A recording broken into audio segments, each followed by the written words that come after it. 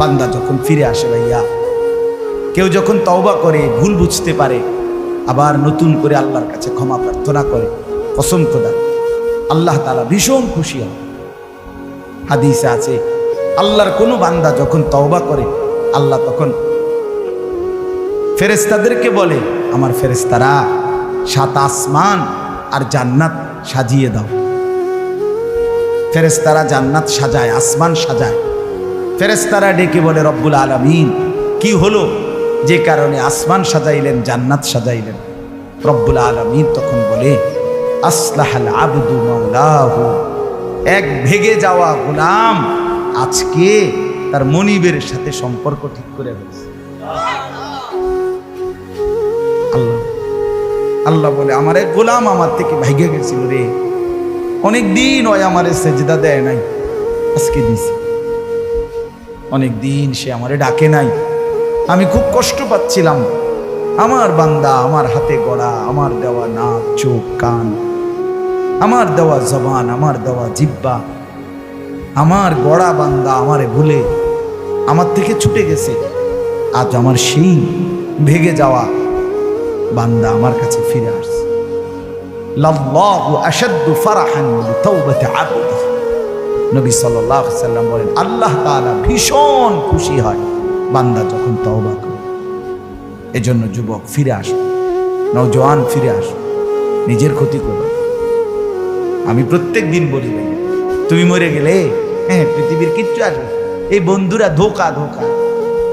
একটা ফোলা ফাইন, তুমি মরলে খানা বন্ধ করতে হবে, কসম খোদা তুমি লিখে নাও।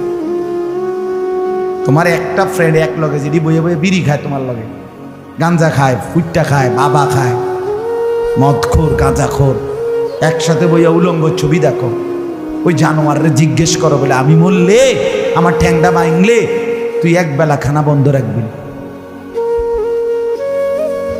কথা বুঝেন নাই? ধোকা ধোকা, এগুলো ধোকা।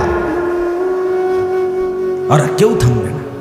আরে আপন বাপ মরলে যে সন্তানরা দিনের বেলা দাফন কাফন করছে, তারা কি সেই সন্তানরা, আপন সন্তানরা রাতের বেলা ভাত খায় না?